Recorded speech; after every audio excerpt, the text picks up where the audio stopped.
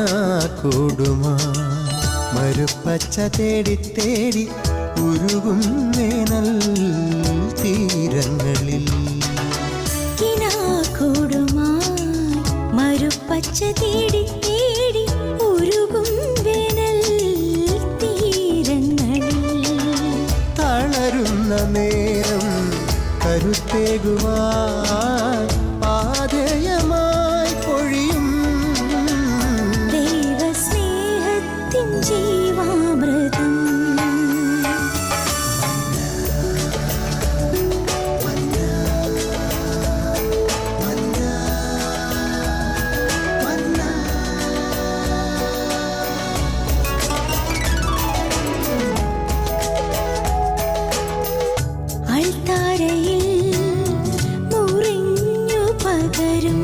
ആത്മയുഗത്തിൻ കൃപയായൊഴുകും അൾത്താരയിൽ മുറിഞ്ഞു പകരും. ആത്മയുഗത്തിൻ കൃപയായൊഴുകും വിശ്വസ്നേഹത്തിൻ ദൈവാമൃതം.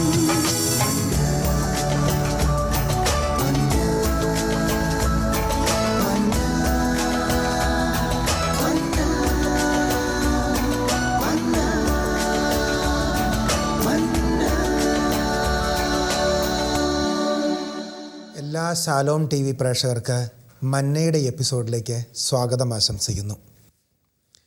ഇന്ന് നമ്മോടുകൂടി ആയിരിക്കുന്നത് ലോകപ്രശസ്ത വചനപ്രഘോഷകനും ധ്യാന രീതിയിൽ വ്യക്തമായ ഒരു ശൈലി രൂപപ്പെടുത്തി പ്രത്യേകമായിട്ട് ജ്ഞാനത്തെ മുൻനിർത്തിക്കൊണ്ട് രൂപപ്പെടുത്തിയ ബ്രദർ തോമസ് പോളിനെയാണ് നാം ഇന്ന് പരിചയപ്പെടുന്നത്.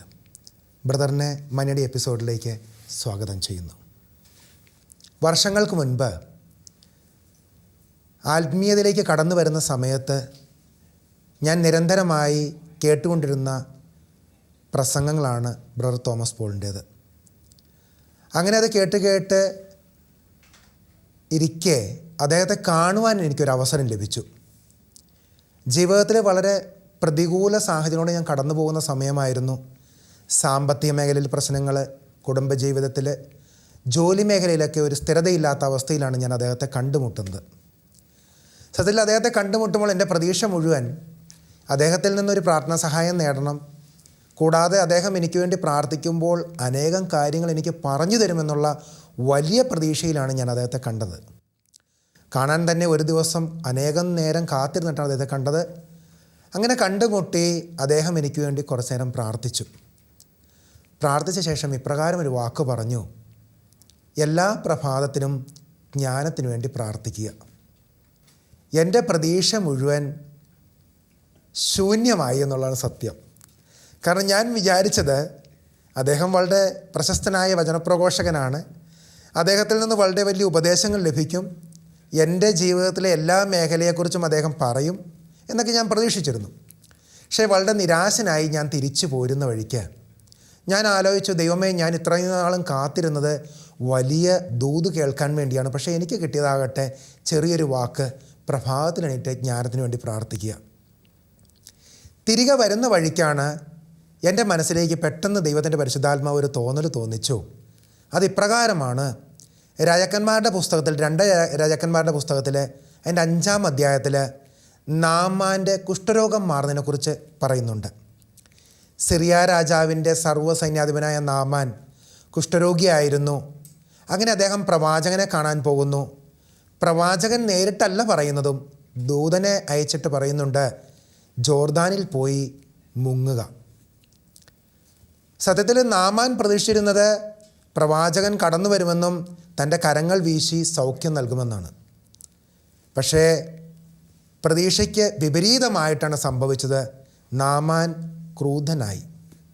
അങ്ങനെ പോകുന്ന വഴിക്ക് നാമാൻ്റെ ഭൃത്യൻ പറയുകയാണ്, യജമാനെ, അങ്ങയോട് വലിയ കാര്യങ്ങളൊന്നും പറഞ്ഞില്ലല്ലോ, ജോർദാനിലൊന്ന് പോയി മുങ്ങാനല്ലേ പറഞ്ഞുള്ളൂ.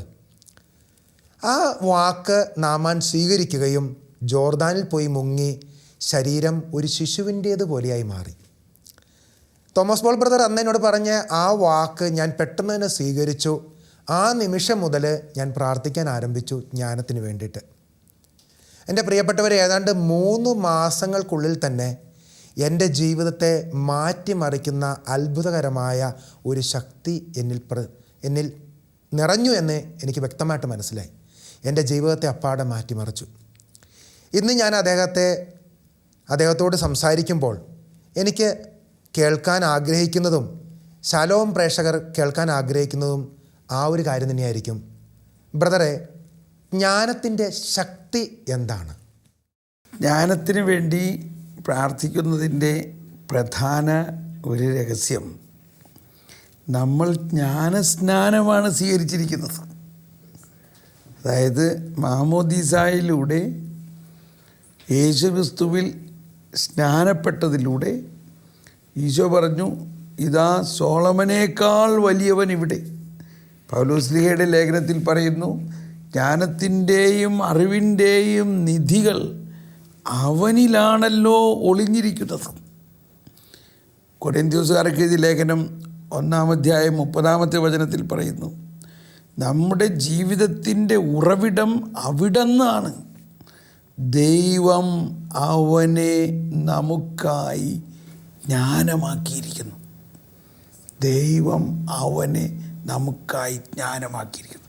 അപ്പോൾ എൻ്റെ ഒരു വലിയ ഉൾക്കാഴ്ച, അല്ലെങ്കിൽ എനിക്ക് കിട്ടിയ ഉൾക്കാഴ്ച ഇതാണ്, ജ്ഞാനസ്നാനത്തിലൂടെ നാം എല്ലാം ജ്ഞാനത്തിൽ മുങ്ങിയിരിക്കുന്നു. ജ്ഞാനത്തിൻ്റെ പുസ്തകത്തിൽ 6-ാം അധ്യായം 14-ാമത്തെ വചനത്തിൽ പറയുന്നത്, പ്രഭാതത്തിൽ ഉണർന്ന് അവളെ തേടുന്നവർക്ക് പ്രയാസം കൂടാതെ അവളെ കണ്ടുമുട്ടും. അവൾ വാതിക്കൽ തന്നെ കാത്തു നിൽപ്പുണ്ട്. അപ്പോൾ നമ്മൾ ദൈവം മക്കളായ നമ്മളുടെ പിതാവായ ദൈവം നമുക്ക് വേണ്ടി മുൻകൂട്ടി ഈ ജ്ഞാനത്തെ അതിരാവിലെ നൽകുകയാണ്. അത് നമ്മൾ സ്വീകരിച്ചാൽ മതി. അപ്പോൾ നമ്മൾ അന്നത്തെ ദിവസം മുഴുവനും വളരെ മനോഹരമായി എല്ലാ കാര്യങ്ങളും നടക്കും. ദൈവാത്മാവിനാൽ നയിക്കപ്പെട്ട് നമ്മൾ നീങ്ങും. ജ്ഞാനം, വിവേകം, അറിവ്, ധൈര്യം, ദൈവഭയം, ആലോചന, ഇതാണ് പരിശുദ്ധാത്മാവിൻ്റെ ദാനങ്ങൾ. അതാണ് കർത്താവായ യേശുക്രിസ്തുവിൻ്റെ ക്യാരക്ടറിസ്റ്റിക്കായിട്ട് യെശയ്യാ 11 പറഞ്ഞിരിക്കുന്നത്. ആ ജ്ഞാനം മുഴുവനും നമുക്ക് കിട്ടിയിരിക്കുന്നു. അതോടൊപ്പം സ്നേഹം, ശാന്തി, ആനന്ദം, ക്ഷമ, ദയ, നന്മ, വിശ്വസ്തത, സൗമ്യത, ആത്മസംയമനം, ആത്മാവിൻ്റെ ഫലങ്ങൾ. അങ്ങനെ ആത്മാവിൻ്റെ ജ്ഞാനത്തിലും ഫലത്തിലും നമ്മൾ നയിക്കപ്പെടുന്ന ഒരു ജീവിതമാണ് ക്രിസ്തീയ ജീവിതം. ബ്രദറെ, ഇന്നത്തെ കാലഘട്ടത്തിലൊരു പ്രത്യേകത എടുത്തു പറയേണ്ടത്, എല്ലാവരും പ്രാർത്ഥിക്കുന്നത് ഒരുപക്ഷെ ഒരു രോഗസൗഖ്യത്തിന് അല്ലെങ്കിൽ ജോലിക്ക് വേണ്ടിയിട്ട് ഏതെങ്കിലും ഒരു പ്രത്യേക കാരണങ്ങളുണ്ടാകും. ഈ ഭൗതികമായ കാര്യങ്ങൾക്ക് വേണ്ടിയാണ് കൂടുതൽ എല്ലാവരും പ്രാർത്ഥിക്കുന്നത്. സത്യത്തിൽ ഇതിനേക്കാളൊക്കെ ഉപരിയായ കാര്യമാണ് ജ്ഞാനത്തിന് വേണ്ടിയുള്ള പ്രാർത്ഥന. ബ്രദർ പറഞ്ഞ സത്യം തന്നെയാണ്. സ്നാനം എന്ന് പറയുന്നത് ശരിക്കും ജ്ഞാനത്തിലുള്ള കുളിയാണ്. അത് നമുക്ക് ശൈശവദശയിൽ ലഭിക്കുന്നതാണ്. പക്ഷേ പിന്നീടുള്ള കാലഘട്ടത്തിൽ അതെല്ലാം നമ്മുടെ ഹൃദയത്തിൽ നിന്ന് മാഞ്ഞു പോയി ഭൗതിക നന്മകൾക്ക് വേണ്ടി മാത്രമുള്ളൊരു പ്രാർത്ഥനയായി മാറി. ബ്രദർ അനേകം വർഷങ്ങളായി ശുശ്രൂഷമേൽ നിൽക്കുന്ന വ്യക്തിയാണ്. ബ്രദറിന് നന്നായിട്ട് അറിയാൻ പറ്റും ജ്ഞാനത്തിന് വേണ്ടി പ്രാർത്ഥിക്കുമ്പോൾ ലഭിക്കുന്ന അനുഗ്രഹങ്ങൾ, അതിൻ്റെ മറ്റുള്ള വഴികൾ. അത് പ്രേക്ഷകർക്ക് വേണ്ടി ഒന്ന് പങ്കുവയ്ക്കാമോ? ജ്ഞാനത്തിന് വേണ്ടി പ്രാർത്ഥിക്കുമ്പോൾ നമുക്കുണ്ടായിരിക്കേണ്ട ഒരു ഹൃദയത്തിൻ്റെ ഒരു ആവേശം അല്ലെങ്കിൽ ഒരവസ്ഥ ഇതായിരിക്കണം, ദൈവമേ, എൻ്റെ അറിവ് വളരെ കുറവാണ്. എൻ്റെ അറിവ് ഒരു എല്ലോളമേ ഉള്ളൂ, എനിക്കറിയാനുള്ളതൊരു കടലോളമുണ്ട്. ഈ ഒരു അവസ്ഥ നമുക്കുണ്ടായാൽ മതി. പിന്നെ താനേ അത് ഒഴിക്കുള്ളൂ. അതിൻ്റെ മറിച്ച അവസ്ഥ, എനിക്കെല്ലാം അറിയാം, ഞാൻ 10-25 വർഷമായിട്ട് വചനം പ്രഘോഷിക്കുന്ന ആളാണ്, എനിക്കെല്ലാം അറിയാം. ഇങ്ങനെ ഒരവസ്ഥ വരുമ്പോൾ ജ്ഞാനം എന്നിലേക്ക് ഒഴുകില്ല. അതാണ് മാതാവിൽ നിന്നെല്ലാം നമ്മൾ പഠിക്കേണ്ടത്. അതാണ് യേശുവിനുള്ള മനോഭാവം. തന്നെ താഴ്ത്തി അങ്ങ് എളിമപ്പെട്ടിട്ട്, കർത്താവേ എനിക്ക് അറിയില്ല, എനിക്ക് വെളിപ്പെടുത്തി തരണേ. അപ്പോൾ അതാണ് ഒരു മനോഭാവം നമുക്കുണ്ടാകേണ്ടത്. 2, ഈ ജ്ഞാനം നമ്മളിലേക്ക് ഒഴുകാൻ തുടങ്ങുമ്പോൾ നമ്മളുടെ ആത്മാവിലാണ് ഇതിൻ്റെ വലിയ ഒരു പ്രവർത്തനം നടക്കുന്നത്.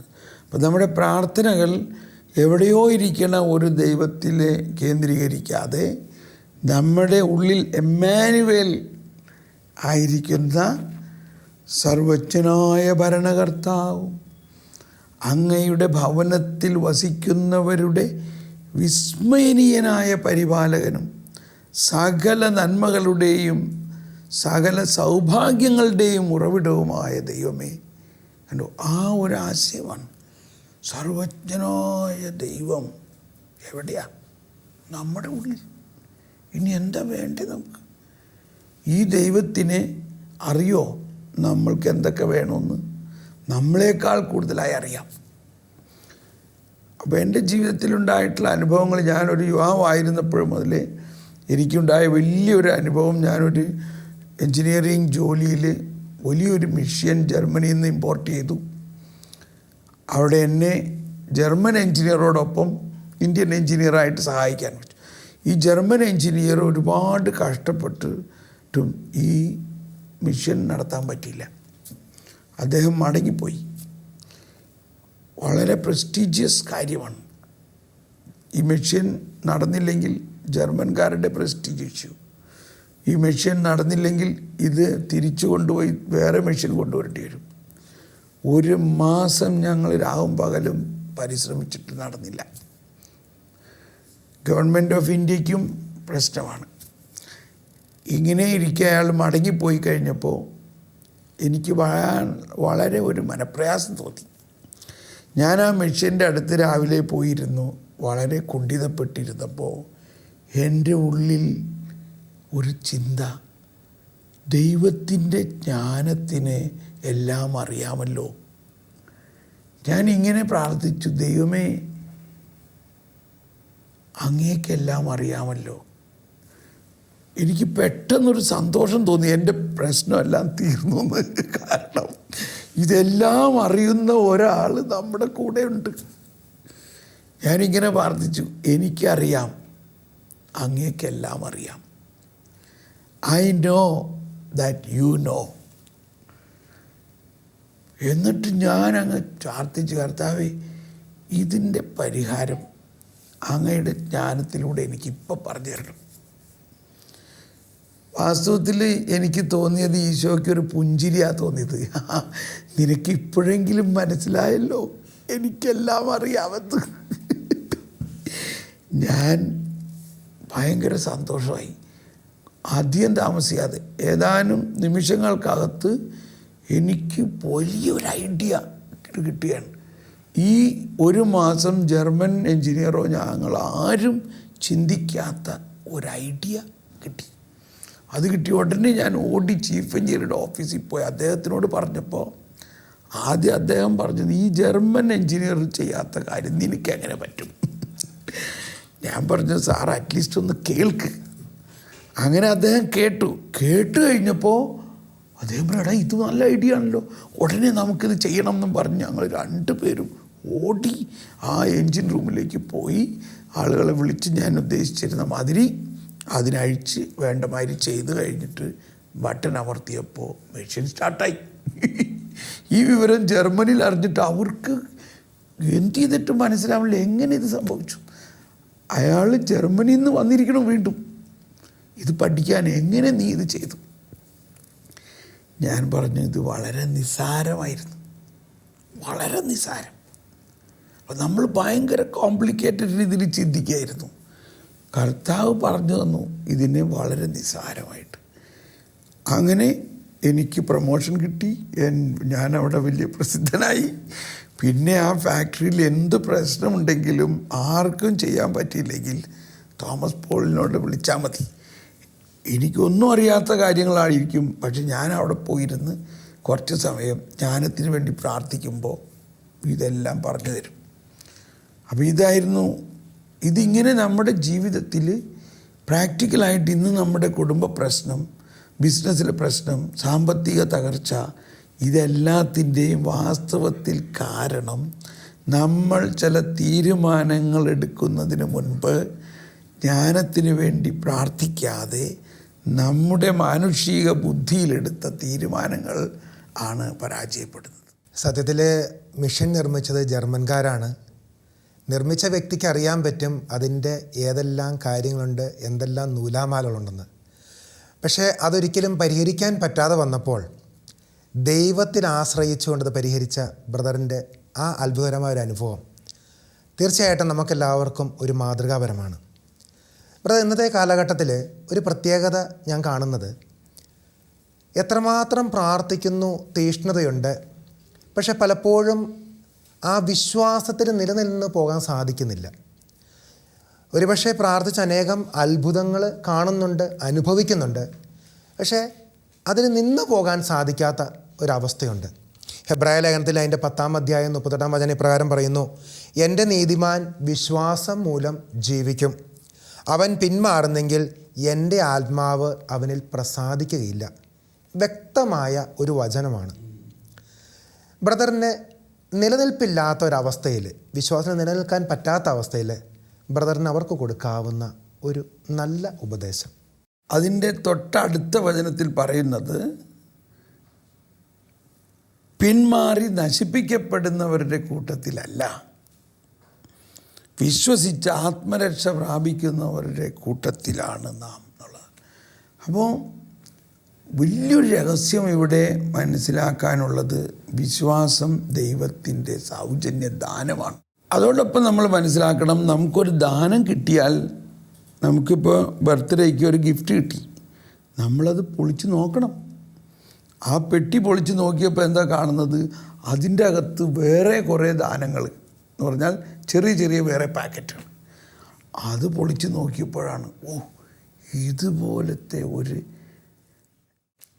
ദാനം ഇന്നവരെ കണ്ടിട്ടില്ല എന്ന പോലെ വിശ്വാസം എന്ന ദാനത്തെ നമ്മൾ പൊളിച്ച് നോക്കണം. എന്ന് പറഞ്ഞാൽ അതിൻ്റെ ഉള്ളടക്കം എന്തെന്ന് നമ്മൾ പഠിക്കണം. അതുകൊണ്ടാണ് ഈശോ കൃത്യമായി പറയുന്നൊരു കാര്യമുണ്ട്. ഇത് എന്നെ സ്പർശിച്ചിട്ടുള്ളൊരു കാര്യമാണ്. നിങ്ങൾ ലോകമെല്ലാം പോയി എല്ലാവരെയും കൊണ്ട് സുവിശേഷം പ്രഘോഷിക്കുവിൻ, പിതാവും പുത്രനും പരിശുദ്ധാത്മാവിൻ്റെയും നാമത്തിൽ അവരെ സ്നാനപ്പെടുത്തുവിൻ. തുടർന്ന് പറയുന്നത്, ഞാൻ നിങ്ങളോട് കൽപ്പിച്ചിട്ടുള്ളവ അനുസരിക്കാൻ അവരെ പഠിപ്പിക്കുവിൻ. അപ്പോൾ baptise them and teach them, സ്നാനപ്പെടുത്തുവിൻ, പഠിപ്പിക്കുവിൻ. നമ്മൾ കുഞ്ഞുനാളിലെ മാമോദീസ കഴിഞ്ഞു, പിന്നീട് കാറ്റഗീസമൊക്കെ പഠിച്ചു. ആ ചെറുപ്പകാലത്തെ പഠിപ്പ് പോരാ. നമ്മളൊരു പ്രായപൂർത്തിയായി കഴിയുമ്പോൾ ഒരു അഡൽട്ട് എഡ്യൂക്കേഷൻ ഇതിനാവശ്യമാണ്. ഇപ്പോഴും എനിക്ക് 63 വയസ്സായെങ്കിലും ഞാനിപ്പോഴും പഠിച്ചുകൊണ്ടിരിക്കുകയാണ്. ഞാൻ എല്ലാ ദിവസവും പഠിക്കുന്നുണ്ട്. അപ്പോൾ ആ വിശ്വാസത്തിൽ നിലനിൽക്കുന്നതിൻ്റെ ഒരു കാര്യം, വിശ്വാസത്തിൻ്റെ ഉള്ളടക്കത്തെക്കുറിച്ച് പഠിക്കണം. അതാണ് റോമാക്കാർക്ക് എഴുതിയ ലേഖനത്തിൽ 1-ാം അധ്യായത്തിലെ 16-ാമത്തെ വചനം നമുക്കെല്ലാവർക്കും അറിയാവുന്നൊരു വചനമാണ്. 16-ാമത്തെ വചനം പറയുന്നത്, സുവിശേഷം ദൈവശക്തി, അല്ലേ, അത് രക്ഷയിലേക്ക് നയിക്കും. അപ്പോൾ സുവിശേഷം ദൈവശക്തി, അത് രക്ഷയിലേക്ക് നയിക്കുന്ന ശക്തിയാണ്. പക്ഷേ അതിൻ്റെ അടുത്ത വചനം പറയുന്നത്, അതിൽ വിശ്വാസത്തിൽ നിന്ന് വിശ്വാസത്തിലേക്ക് നയിക്കുന്ന ദൈവത്തിൻ്റെ നീതി വെളിപ്പെട്ടിരിക്കുന്നു. അപ്പോൾ അത് നമുക്ക് പെട്ടെന്ന് മനസ്സിലാകണമല്ലേ, അതൊരു വെളിപ്പെടുത്തി കിട്ടണം. എന്നിട്ട് വീണ്ടും ഈ വചനം തന്നെയാണ് ഇപ്പോൾ പറഞ്ഞ വചനമാണ്, നീതിമാൻ വിശ്വാസം വഴി ജീവിക്കും. അബ്രാഹത്തിനോട് കർത്താവ് പറഞ്ഞു, അബ്രാഹാം അത് വിശ്വസിക്കുകയാണ്. അപ്പോൾ കർത്താവ് പറഞ്ഞ കാര്യം സംഭവിക്കും എന്ന വിശ്വാസം ആ പറഞ്ഞ കർത്താവ് തന്നെ അവിടെ കൊടുക്കുകയാണ്. അതാണ് മാതാവിനോട് എലിസബത്ത് പറഞ്ഞത്, കർത്താവ് അരുളി ചെയ്ത കാര്യം സംഭവിക്കും എന്ന് വിശ്വസിച്ചവളെ നീ ഭാഗ്യവതി. അവിടെ താരതമ്യമുണ്ട്. എന്താ? എലിസബത്തിൻ്റെ ഭർത്താവായ ഒരു പുരോഹിതനായ സഖറിയ അത് കേട്ടിട്ട് ആദ്യം വിശ്വസിക്കാൻ പറ്റിയില്ല. അപ്പോൾ മാതാവിലുള്ള വിശ്വാസത്തിൻ്റെ ദാനവും സക്കറിയായിലുള്ള വിശ്വാസത്തിൻ്റെ ദാനവും തമ്മിൽ ഒരു വ്യത്യാസമുള്ള മാതിരി തോന്നുന്നുണ്ട്. അതിലൊരു വ്യത്യാസമുണ്ട്. അതാണ് പഴയ നിയമത്തിലെ ഫരിസേയരും നിയമജ്ഞരുടെയും വിശ്വാസവും പുതിയ നിയമത്തിൽ യേശുവിലൂടെ നൽകിയിരിക്കുന്ന വിശ്വാസവും തമ്മിലുള്ള വ്യത്യാസം മനസ്സിലാക്കണം. ആ വെളിച്ചത്തിലാണ് ഈശോ പറഞ്ഞത്, ഞാൻ നിങ്ങളോട് കൽപ്പിച്ചിട്ടുള്ളത് പഠിക്കണം. മോശയും പ്രവാചകന്മാരും പഠിപ്പിച്ചിട്ടുള്ളത് ആ പഴയ നിയമം കഴിഞ്ഞു, ഇതാ പുതിയത് വന്നിരിക്കുന്നു. ആ അർത്ഥത്തിലാണ് കാനായിലെ കല്യാണത്തിന് മാതാവ് പറയുന്നത്, അവൻ പറയണത് കേൾക്കുവിൻ എന്ന് പറയുന്നത്. ഇനി മോശയോ പ്രവാചകന്മാരോ പറയുന്നതല്ല കേൾക്കേണ്ടത്, അവരെല്ലാം ആരെക്കുറിച്ച് പറഞ്ഞിരിക്കുന്നുവോ അവൻ വന്നിരിക്കുന്നു. ആ അർത്ഥത്തിലാണ് കാനായിലെ കല്യാണത്തിനെ വെള്ളം വീഞ്ഞായതിനെ മനസ്സിലാക്കേണ്ടത്. അവരുടെ വീഞ്ഞ് തീർന്നുപോയി എന്ന് പറഞ്ഞാൽ ആ പഴയ പ്രബോധനമാകുന്ന പഴയ വീഞ്ഞ് തീർന്നിരിക്കുന്നു. ഇനി ഒരു പുതിയ പ്രബോധനം വന്നിരിക്കുന്നു. ആ പഴയ അവസ്ഥയെ സത്ത രൂപാന്തരപ്പെടുത്തിക്കൊണ്ട് വെള്ളം വീഞ്ഞാക്കി മാറ്റിയിരിക്കുന്ന സ്വർഗീയമായ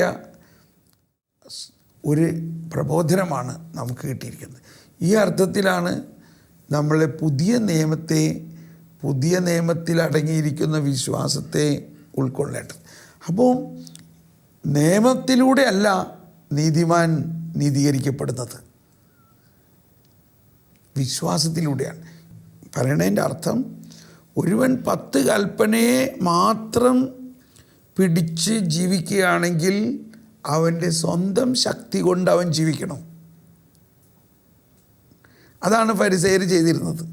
അതല്ലായിരുന്നു നിയമത്തിൻ്റെ ലക്ഷ്യം. നിയമത്തിൻ്റെ ലക്ഷ്യം പൗലോസ്ലീഹയുടെ ലേഖനം 3-ാം അധ്യായം 20 പറയുന്നത്, നിയമം വന്നത് പാപത്തെക്കുറിച്ച് ബോധ്യമുണ്ടാകാനാണ്.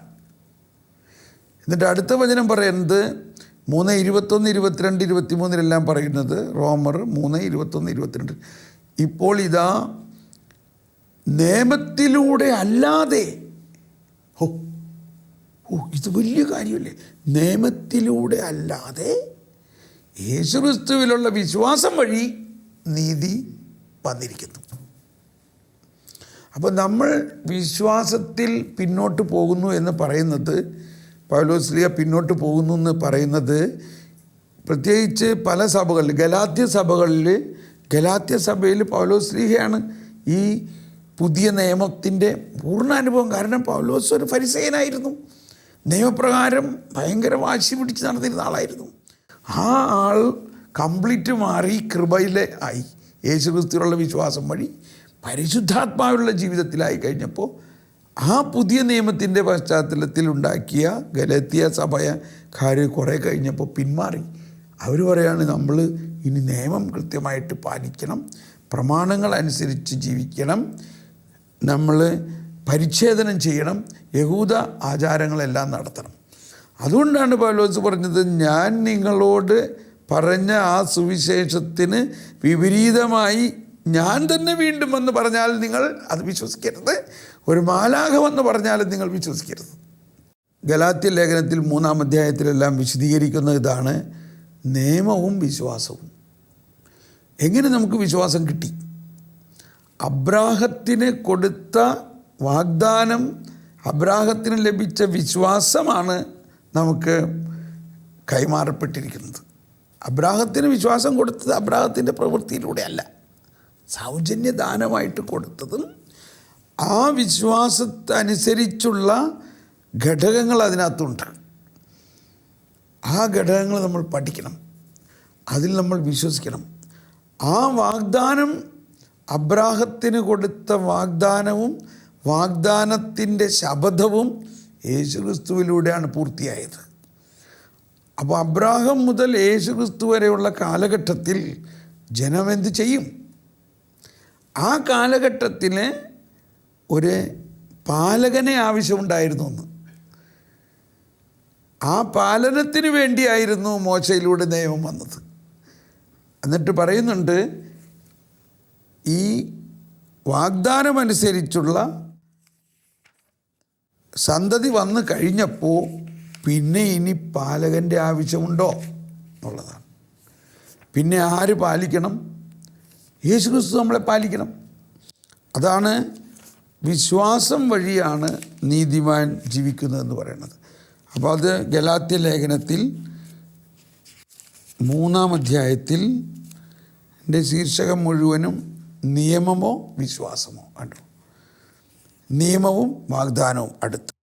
നിയമത്തിൻ്റെ ഉദ്ദേശം 21-ാമത്തെ വചനം പറയാണ്.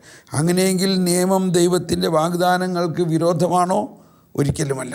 എന്തെന്നാൽ ജീവദായകമായൊരു നിയമം നിലവിലുണ്ടായിരുന്നെങ്കിൽ നീതി തീർച്ചയായും ആ നിയമം വഴി ഉണ്ടാകുമായിരുന്നു. എന്നാൽ യേശുക്രിസ്തുവിലുള്ള വിശ്വാസം വഴി വിശ്വാസികൾ വാഗ്ദാനം പ്രാപിക്കേണ്ടതിന് എല്ലാവരും പാപത്തിന് അധീനരാണെന്ന് വിശുദ്ധ ഗ്രന്ഥം പ്രഖ്യാപിച്ചു.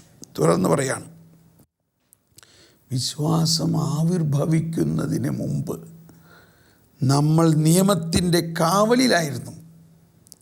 വിശ്വാസം വെളിപ്പെടുന്നത് വരെ നിയന്ത്രണാധീനരായി കഴിയുകയും ചെയ്തു. തന്നിമിത്തം നമ്മൾ വിശ്വാസത്താൽ നീതീകരിക്കപ്പെടേണ്ടത്. അതല്ല നമ്മുടെ സബ്ജക്റ്റ്.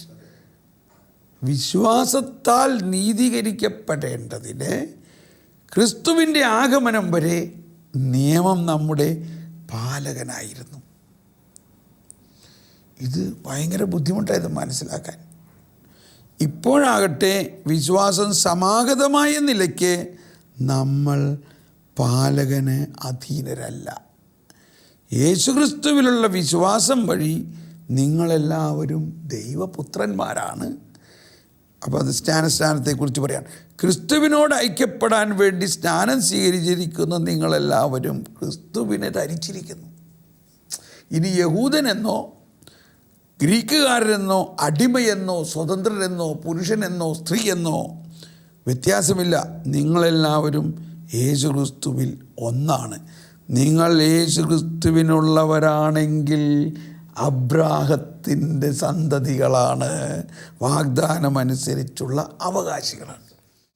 അപ്പോൾ ഈ വിശ്വാസം വഴി നമുക്ക് ദൈവത്തിൻ്റെ മക്കളാകുന്ന ആ മക്കൾക്കനുസരിച്ചുള്ള എല്ലാ അവകാശവും കിട്ടുകയാണ്. ഇതാണ് വിശ്വാസത്തിൻ്റെ അനുസരണം എന്ന് പറയുന്നത്. വളരെ വലിയ ആത്മീയ രഹസ്യങ്ങളാണ് നാം ഇത്രയും നേരം ശ്രവിച്ചു കൊണ്ടിരുന്നത്.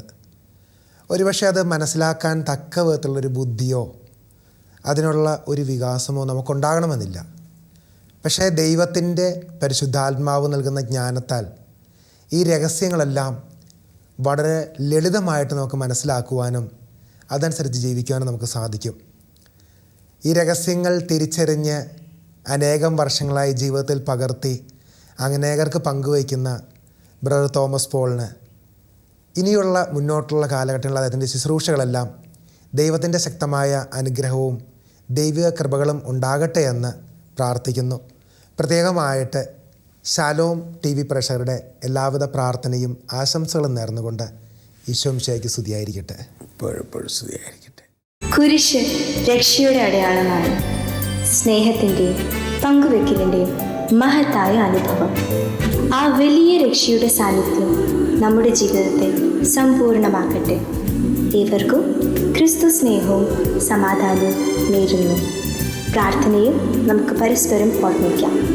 നിങ്ങളുടെ അഭിപ്രായങ്ങളും നിർദ്ദേശങ്ങളും ഞങ്ങളെ അറിയിക്കാൻ മറക്കരുത്.